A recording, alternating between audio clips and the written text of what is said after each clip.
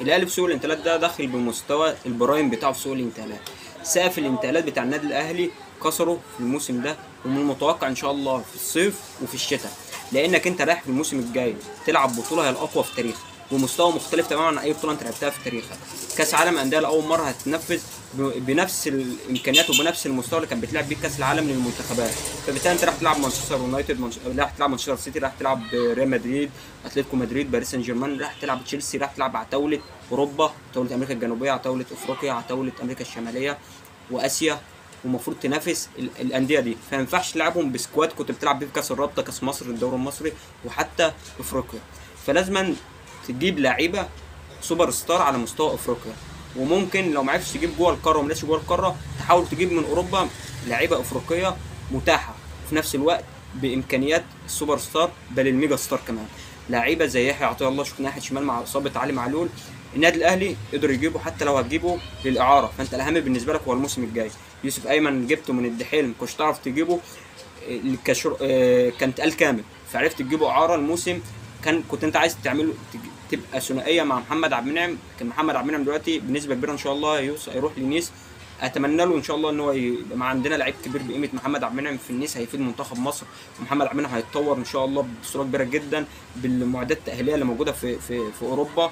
ومحمد عبد المنعم باذن الله يكون عنده الوعي اللي يساعده ان هو يتطور في اوروبا ويوصل لمرحله اللي كان وصل لها مهدي بن عطيه، اللاعب المغربي اللي راح يوفنتوس، راح بايرن ميونخ، راح من عتاوله الفرق الاوروبيه. فممكن محمد عبد المنعم يوصل للمرحله دي، اتوقع ان شاء الله محمد عبد المنعم يوصل للمرحله دي. لكن دلوقتي خلينا في الاهلي. محمد عبد المنعم مشي، معاك في قلوب الدفاع معاك يوسف ايمن انت جايب الموسم اعاره، معاك محمود متولي نسبه كبيره ماشي بسبب الاصابات المتكرره، رامي ربيعه، رامي لاعب راجل جدا ويعمل موسم كويس، لكن يظل رامي ربيعه بعد الاصابه بالرباط الصليبي. رامي ربيعه ما رجعش زي الاول، رامي ربيعه تحسه بقى فيه تقل الكره بالذات على الارض، بيلعب بقتاليه، لكن يظل برضه تحس كده الجسد لا يرحم، يعني تحس كده اللي هو ايه في تقل كده في حركته، خصوصا واحد على واحد على الارض. فرامي ربيعه لاعب بديل كويس، لكن ما ينفعش يبقى اساسي في بطوله زي كاس العالم للانديه، فلازم تجيب لاعب جنب يوسف ايمن، لاعب بامكانيات شبيهه لمحمد عبد المنعم، مش لازم محمد عبد المنعم بالظبط لان ممكن صعب، لكن تجيب لاعب قريب من محمد عبد المنعم. ففي كلام ان هو ممكن الاهلي يجيب مدافع اجنبي، في كلام تدخل دلوقتي في صفقات زي ادل عسقلاني، مدافع مصري شاب واعد، مدافع كويس، عمر فايد في كلام، لكن اظن اياد وعمر ما توقعهمش. وانا بالنسبه لي يعني نفسي اشوف لعيبه اكتر في اوروبا مصريه، رغم ان انا بشجع الاهلي لكن نفسي اشوف لعيبه دي في اوروبا. ففي كلام محمد اسماعيل لاعب زد، في كلام عن العش، في كلام عن اسماء كتيره، لكن اتوقع النادي الاهلي هيشوف لاعب اوروبي او لاعب افريقي او لاعب اجنبي بصوره عامه في قلب دفاع خصوصا ان كولر مصمم لاعب اجنبي جنب يوسف ايمن.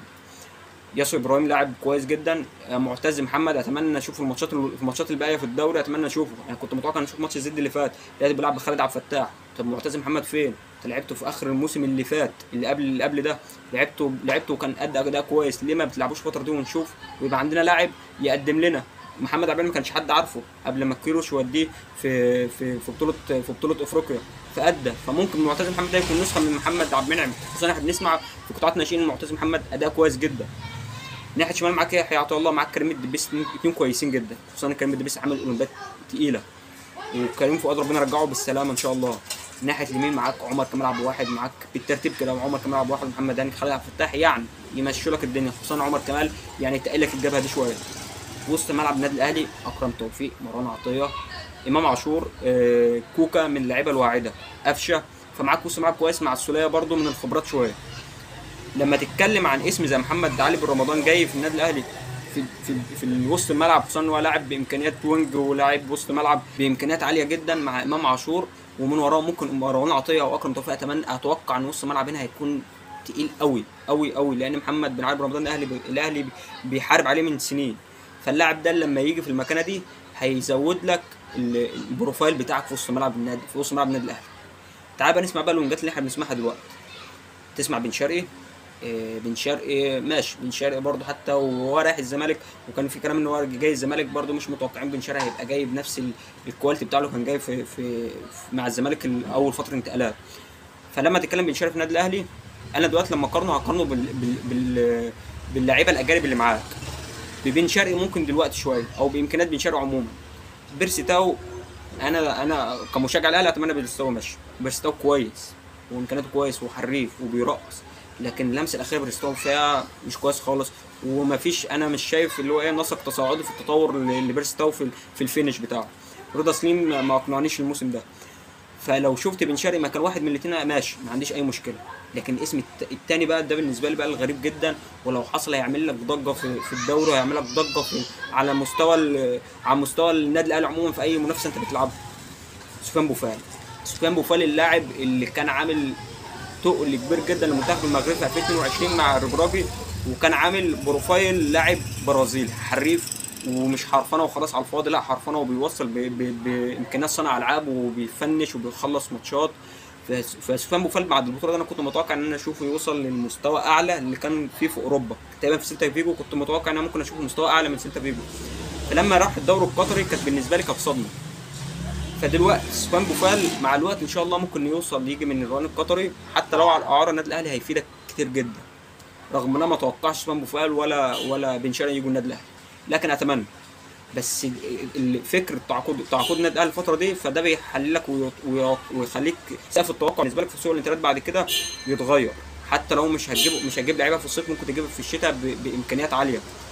في خط الهجوم النادي الاهلي واسامه ابو علي، وبقيت تشوف لعيبه تاني، لعيبه فلسطينيه مرشحه من السكاوتنج تيم من النادي الاهلي اللي شغال شغل عالي جدا، وكان هو من اللعيبه اللي كان مرشحها واسامه ابو علي. فاتمنى ان كولر يبص عليهم شويه في السكاوتنج تيم، يعتمد على الاسماء دي شويه، وامير توفيق يشتغل شويه. يعني انا كنت متوقع كنت اتمنى في نفس الوقت لو موجود مدير تعاقدات زي هيثم عرابي في الفتره دي، مع الميزانيه اللي انت حاططها زياده في فريق الكوره، مع كميه الاسماء الداخله دي، فبالاسباب كده وباللي شفناه في 2019 ان هيثم عرابي كان مختلف تماما.